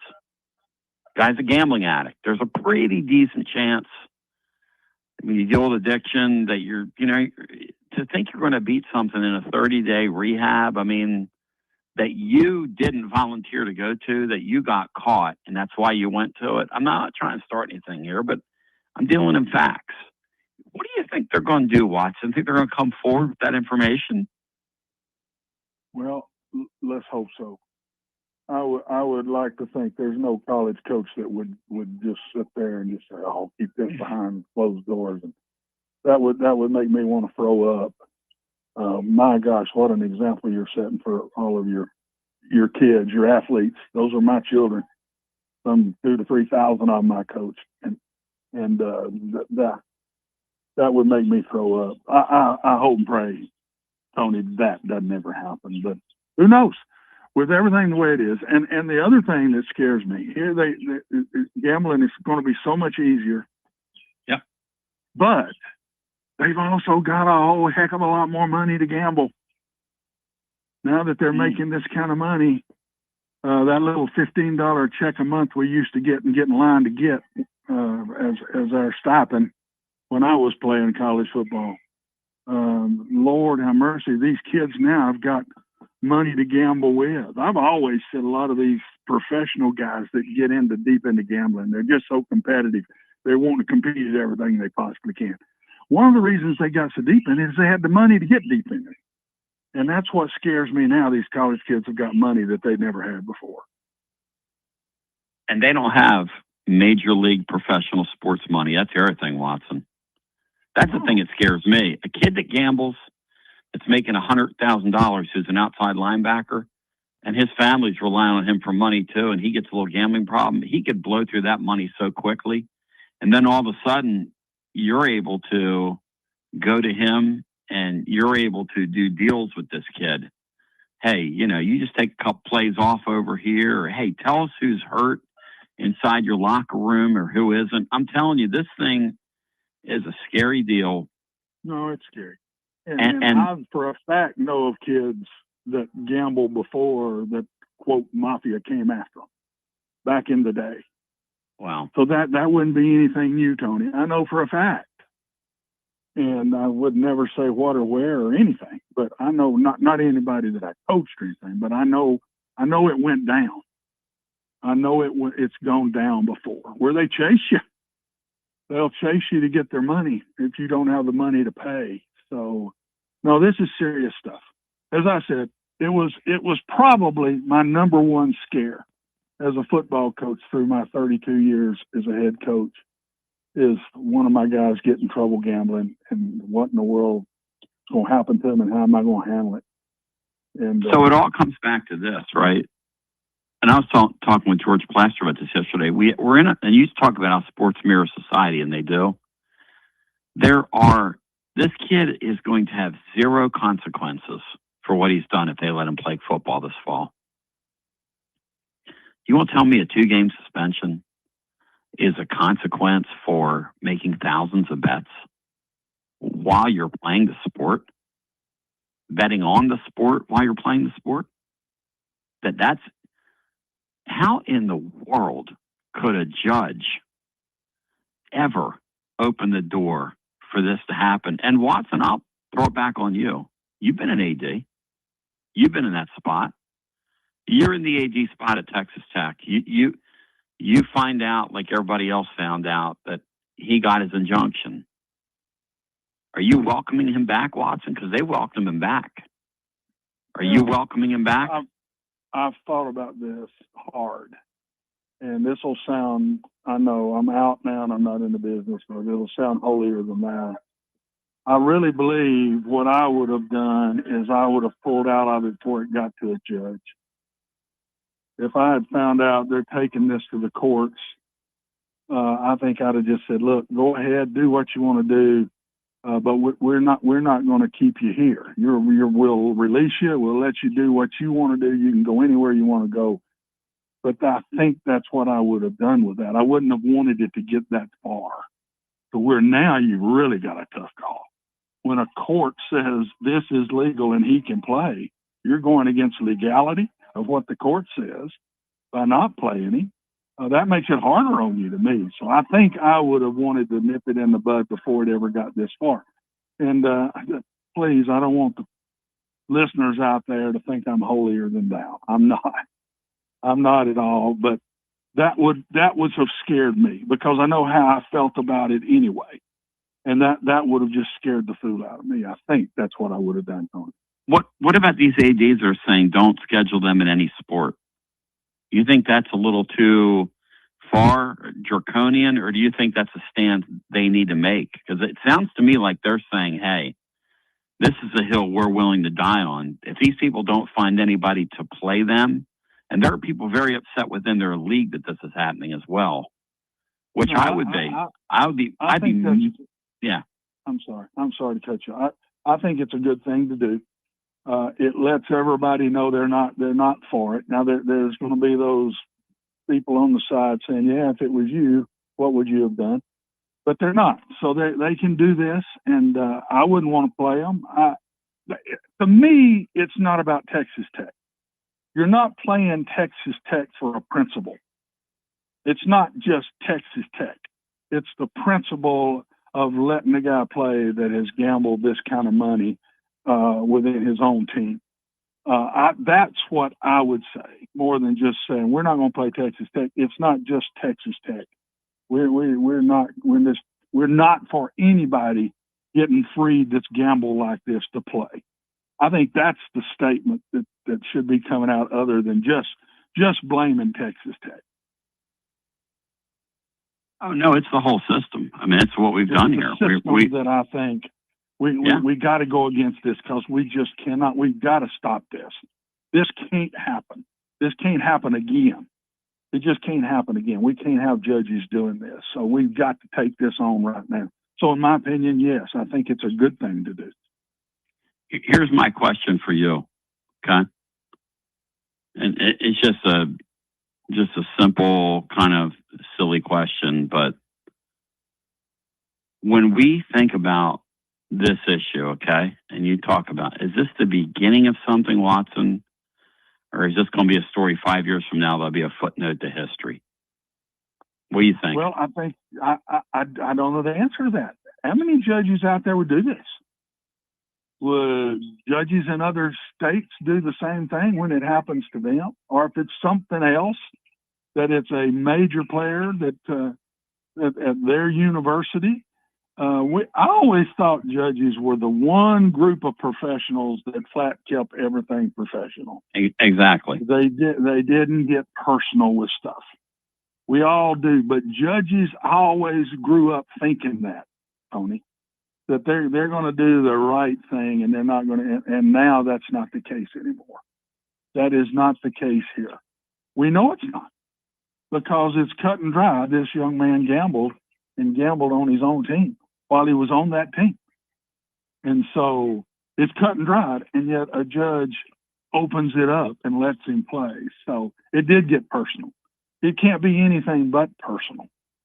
And so I hope this will end and no other judge would after.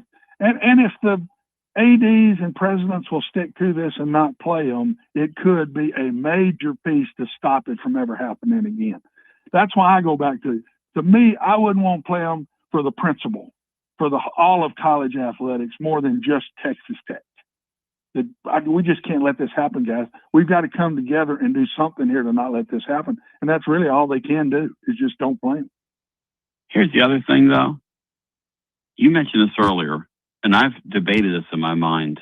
If he went to the supplemental draft, how in the world is an NFL franchise going to take a guy who spent 30 days in a gambling rehab, who made several thousand bets, and put him on the roster? How do you do that? That's a good question. Will they do that? That's a good question. I personally thought they would. Somebody would take him. Even in a way of, we're going to bring him in and make sure, send him back to rehab again, make sure he's okay after we take him. But I just think somebody would have took him. I swear I do. I hate to say that, but I just do. I think this scandal, the reason it's worse to me is it strikes at the very heart of the credibility of these sports that we watch. And look, I know when I turn on professional wrestling that it's a determined outcome. They have got to figure out a way to root this stuff out. And if they let this kid play again, and then they come to find out he's gambling and he's doing it again, let's tell you, Watson, there's no way they're going to turn him in. They're going to turn the blind eye to it and say, boy, we can't wait for this kid to get off our roster. And I for the life of me, look, you can't surprise me anymore. I can't surprise you anymore. I was pretty surprised this week when we saw that ruling. Oh, I was shocked. I was shocked by the ruling. Absolutely shocked. I put judges higher than that. I do. I always have in my mind. And that got personal. There's no doubt in my mind that was personal. That was a personal deal that they did. And right now Texas Tech is loving it. I mean, they've won a lot of games, and two major dudes got involved in this and spending their money, and it's worked. Their sports have been very good, up higher than they've been in for a long, long time. And so the way we feel nationally may not be the way it is around 400 miles in the perimeter of Lubbock. Oh no, they're persecuted. That's right. They are, but they also love what's going down. They love tasting.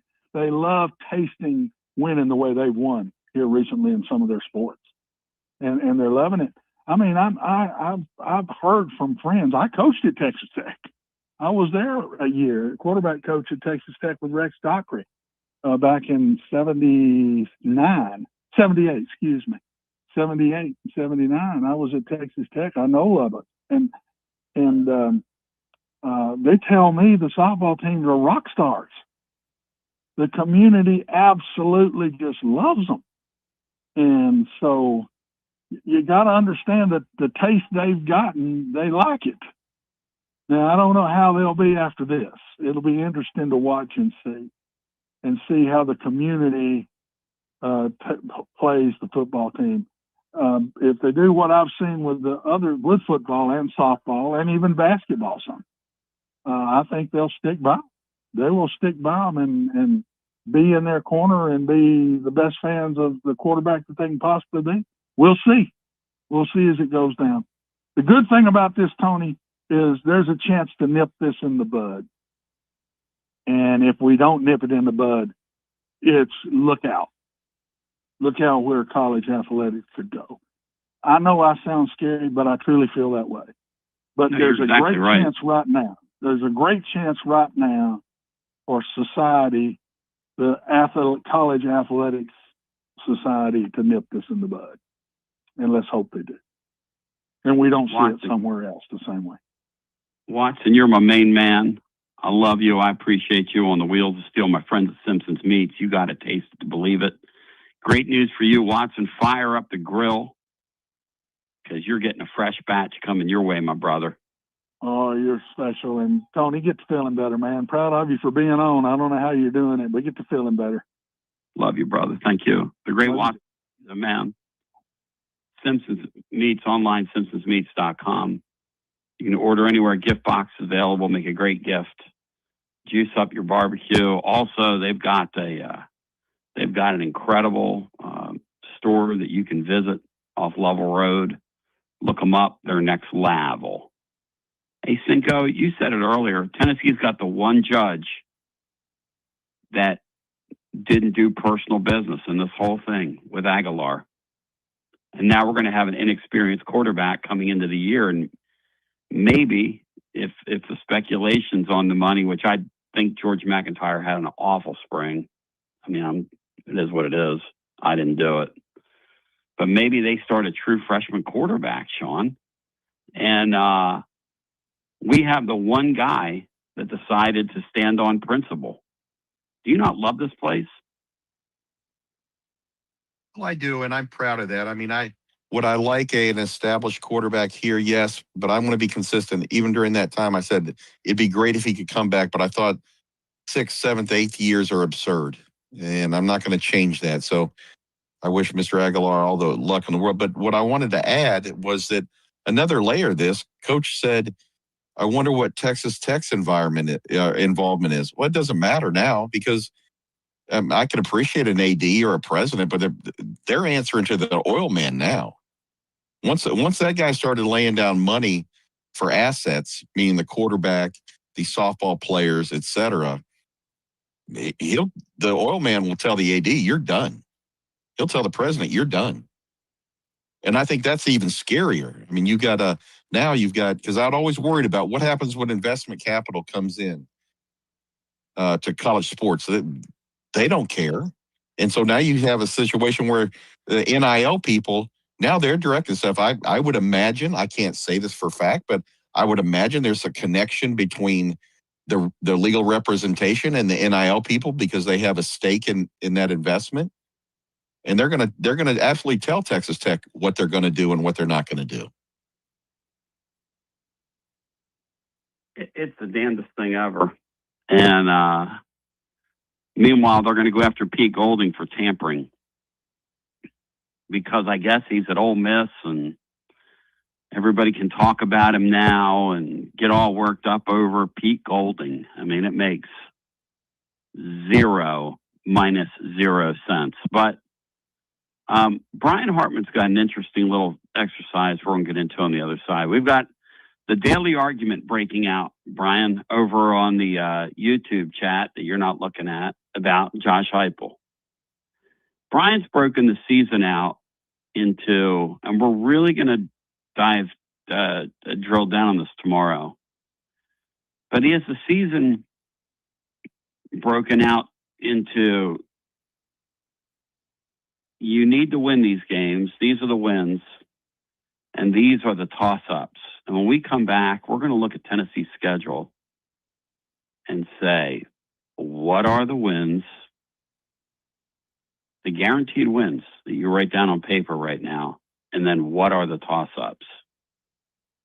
And we'll throw it around with our panel here. And I'd like your thoughts as well. We're going to continue on the other side at your Tony Basilio show. I'm working remotely. Sorry for the audio quality, but I'm doing what I'm doing here. Brian's in the studio. Appreciate you. More after this. You got to dream about buying some land and building on that land? Well, Waterside Contracting is your ticket. 25 years of making dreams come true, Michael Scott, for hundreds in our area. Custom homes or remodels, Waterside Contracting will build on your lot. They do incredible work all over the area. Structural integrity, quality without compromise. It's a way of life with Waterside Contract. Check out the wonderful work Waterside does. WatersideContractingLLC.com. When it's time for your dreams to come true. Quality without compromising. Waterside Contracting. He doesn't always drink beer, but when he does, he definitely prefers Dos Equis. That's right. The most interesting man in the world has returned, and he's more interesting than ever before. His phone is addicted to him.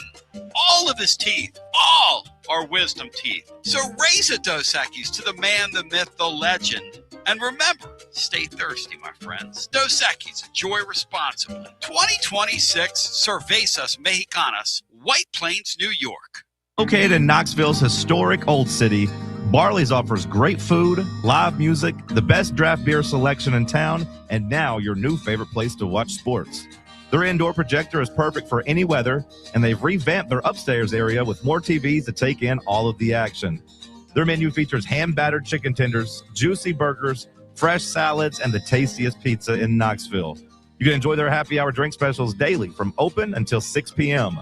Barley's Tap Room and Pizzeria. Like our 2026 football Vols, score a T3 TD every time with T3 Vodka, Tennessee's premium vodka, handcrafted with passion, precision, and a whole lot of pride. Right here, handcrafted in the majesty of the foothills of the Great Smoky Mountains. Quality around here isn't just a promise, it's a way of life.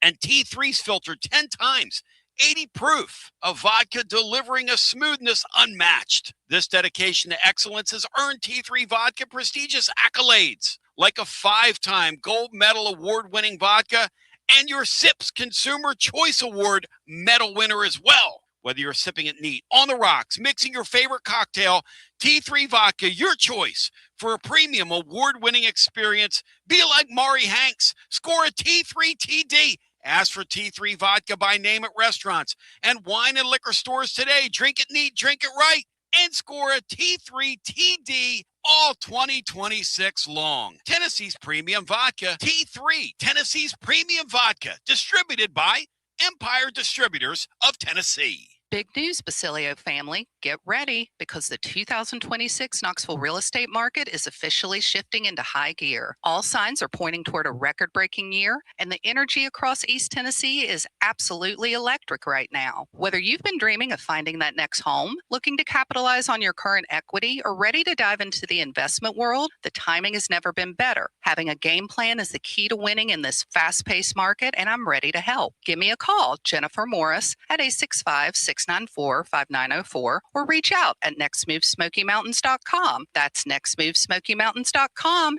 and go Vols. Baseball fans, it's time to step up to the plate. Look your best. Get some new Tennessee gear from Alumni Hall. Alumni Hall has the best selection. Top brands for you to choose from this season. Look, it's nice and warm outside, so get into any of their 6 air-conditioned East Tennessee locations. Shop online, download the app, grab your Tennessee baseball jersey, your hat, your decal, maybe a t-shirt, and they have so much more. Earn $10 in rewards for every $150 you spend. Go Vols and shop Alumni Hall, your ultimate Tennessee shopping destination. Touch them all with Alumni Hall. Basilio here with the great Chad Stockton of FC Alliance. And Chad, I can hear it in the background, brother. It's World Cup season, and you guys are in the middle of it. Talk to me. We are excited. Our U9 through U12 trials just kicked off today for our locations in Knoxville and in Johnson City. So we're ready to offer any player top-level competition and top-level training anywhere they want to be in Northeast Tennessee. In our programs, we offer competitive play for anywhere from 9-year-olds to 19-year-olds.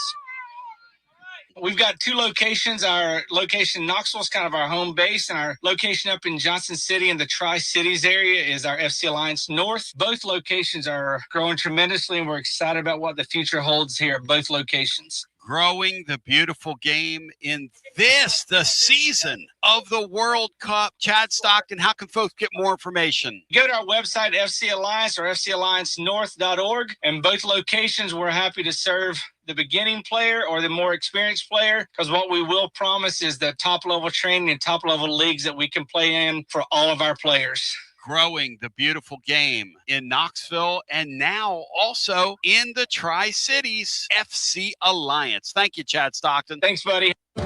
Out-of-town law firms have been swarming into East Tennessee lately. From Memphis, Chattanooga, and Birmingham, they've stormed into the area. Wouldn't you rather do business with a local firm? You know, a true neighbor. Marcos Garza and the pros at the Garza Law Firm are just that. There are neighbors and friends that support local causes year-round. The Garza Law Firm works to serve you professionally on criminal matters, injuries and accident matters, and Social Security and disability filings. The Garza Law Firm is here for you at garzalaw.com. The Garza Law Firm. Let us help.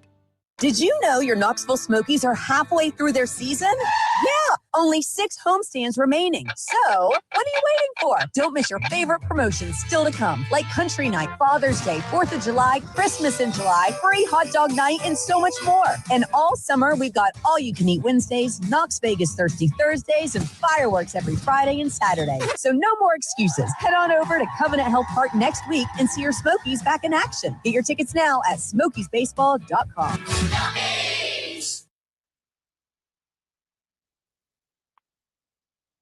My name's Tony. I welcome you back on this Wednesday. Sean Sinclair's alongside. Brian's going to share the football schedule as he sees it. He's got a line of demarcation split down the middle. I want to thank Chris Burke for joining in hour number 1, the great Watson Brown in hour number 2. I want to remind you William Pattison's on the way next, followed by Dubsy and crew. In the meantime, let's go back to our phones. We've got a gentleman who's going to join us. His name is Nick. He's in Amarillo, Texas. Nick, how we doing? Good morning. How you doing, Tony? Great day to be alive and well, brother. Yes, sir. I know you guys have talked about it a little bit, but I just wanted to kind of fill you in a little bit more on the political side of this decision out of Tech, because I know it's being appealed to the Seventh Court of Appeals. But in Texas, those are basically politicians that have to be elected. And all of them are Tech grads because we don't actually have a law school in Amarillo. So even though it comes to Amarillo, it's basically a Lubbock Court of Appeals. So I know a lot of folks have talked about how this may be overturned on appeal. I don't think it will, because all these guys are elected and officials, essentially. So they're going to have to answer to the voters back in Lubbock, in Amarillo, but mostly Lubbock, as to how they're going to rule on this case. And that retired judge, how they actually, I guess how they choose them in Texas is at district court, they have a right to allow who they allow to be the judge in that court, or who they allow to preside. If they can't be there, they can put a name in the hat. So this guy, yes, he was out of Tarrant County, and he's University of Houston grad, but he was chosen, he was top of the list, pretty much suggested to be that judge over this case when he heard it. So it's one of those stacking the court movements. It's kind of how we look at it in the legal side. Because I'm licensed in Texas to practice law, but I'm a federal lawyer as well. But we kind of saw this coming as to how this was going to happen, and it was great forum shopping what they did. Nick, is he going to, in your opinion, is he going to play? Are we going to see him on the field this year? I believe so, because it's going to go back to if if they do overturn it, again, it's got to go back to Supreme Court in Texas. Those are elected officials in Texas as well. Unless they try to remand it down, which it's not probably going to happen, Tony. I just don't see I don't see it working fast. I foresee him on the field, or Tech is not going to back down. I mean, they're giddy about it. Tech grads that I know, they think it's funny, they think it's cute. Tech has always had a chip on their shoulder. It's one of those things. They're excited because they're relevant. They've always been the little brother in the Big 12 Conference. I mean, they were the ones who were trying to pick and say that they were Texas A&M's rival, and A&M was like, you're not our rival. Texas is our rival. So Tech's always been that little yapping chihuahua, and this is their time. And so I think they have no problems playing with this kid or playing this guy. They think it's actually finally a big win for them. Nick, the way their softball team comported themselves, they had me cheering for Texas in that championship series, which is nearly impossible to do with me. I know. It's like that. It's the Tech. It's just kind of the Tech standards of like they've always been that way. I refuse to go to a sporting event at Texas Tech in Lubbock. It's just the way they act. And it's not, I love sports, so I'm not one of those holier than thou folks as well. I mean, I've been to Tennessee games with my daughter, and I'm like, I didn't like how this person acted as a Vol fan. I'm like, dude, come on, like this is just a game. But I do not like going down there because they just act a fool, and they love it. It's almost like they just feed into it, and it goes back to that deal. They've always been the little brother. And right now they feel relevant and they feel like they got a big win. I mean, but I do believe that I don't think it's going to get overturned. If it does, I'd be shocked. The only reason I think it might be, there's a couple of justices that are they're not going to come off the bench for 6 more years because they do 6-year terms on that Court of Appeals. And I feel like they're going to retire. So if they do take that and break away from that normal line, they would be the only ones that would do it because they're like, okay, I'm untouchable for 6 more years. So I don't care if I make the right decision. I'll tell you, that's some really interesting stuff, man. It's always great hearing from you, and you're always so learned. And as news breaks out, break back in with us on this thing, okay, my man? Is there anything else you care to add? No, I appreciate it. But just get the feeling better, buddy. I appreciate it. Thank you, my brother. As a prelude to tomorrow's program, I want Cinco to grade Brian Hartman's work on this. Brian, when you look at Tennessee's football season, you say it's a season of 6. We've got this schedule divided up. Hit it, Brian. Yeah, I've got 6 games where I have a 0 tolerance policy for losing, and 6 where I think are I can understand if they lose those games. Now, you could argue that a couple of the games I have in each category could be switched around or flipped, but the 6 I have 0 tolerance for, and they won't lose to Furman or Kennesaw State, so there's 2 obviously there. But 3 of the other 4 have first-year coaches: Arkansas at Arkansas, Kentucky and Auburn at home, and then, of course, Vanderbilt without Pavia. Those are the 6. The South Carolina, Georgia Tech I have in the toss-up where it wouldn't shock me if they lost. It might not look as bad, although some might think they should win those 2 games as well. But obviously, Alabama, Texas, LSU, and A&M are games that's going to be really tough. So, of those 6, those 4 tough ones, and then the 2 Georgia Tech, South Carolina, what do you think would be an acceptable win total? What do you think it would be? What would you set the win total if you're in Vegas of those 6 games? Maybe 1.5 over or under, 2.5 over or under, any more, any less? That's sort of what I'm getting at here.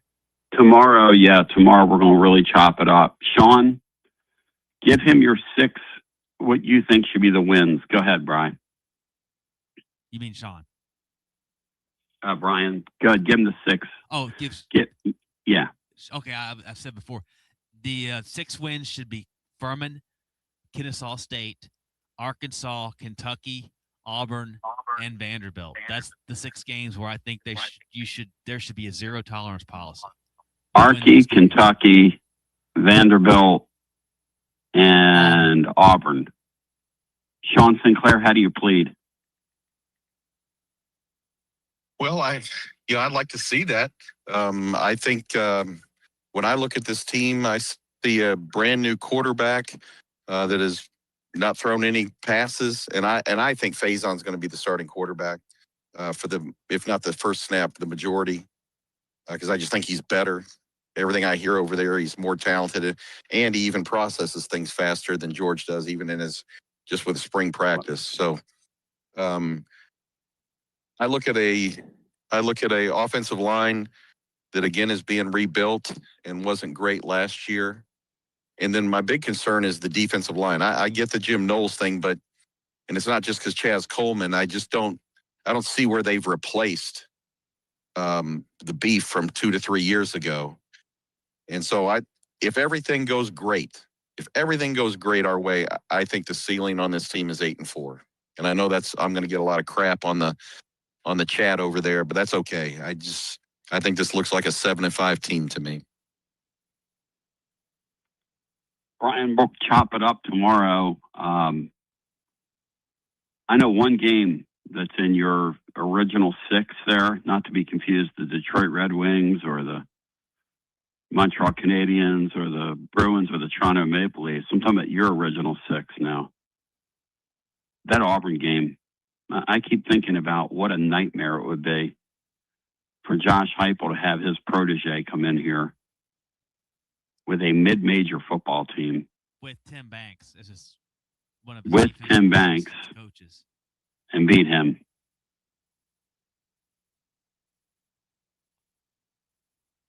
I mean, that would be a catastrophic loss for Tennessee this year if they lost to Auburn. A catastrophic. And then the other one in your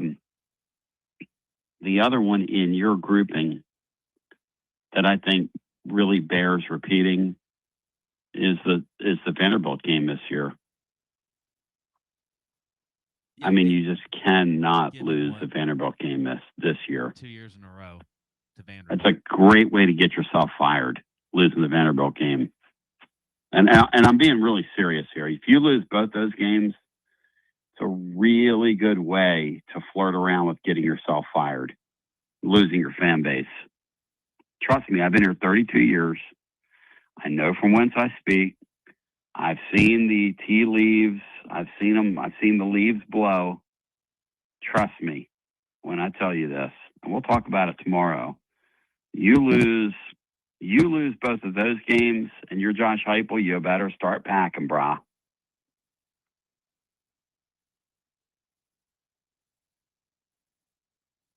So, Cinco, anything else you care to add here on the way out? You've been incredible. Well, I don't know about incredible. I think below average, but I appreciate you having me again, Tony. You don't have to. I want to give a shout out to all of the contributors. You don't have a paywall. And I mean, if I get his name wrong, sorry, Billy from Harriman. Oh my God, what a great piece. What an incredible opening salvo from somebody, from a caller. To add that is the czar, Byron Williams. Just the amount of talent that you mine out of the callers and the amount of information they put on that blog, free to everybody. Just encourage everybody to please read the blog. Please participate with our sponsors. And just thanks for having me, Tone. And Brian, always excellent work as I've gotten used to. Thank you. Cinco, love you. The great William Pattison, he got you next with the playbook. To the radio listener, I want to say I love you. I appreciate you. Hope you have a wonderful day. Be blessed. We'll come back tomorrow, God willing, and do it all over again. Check us out at tclub.team, TonyBasilio.com. Peace. You're listening to FM 105.7 and AM 1340, WKGN Knoxville, and W289CU Knoxville, Fan Run Radio.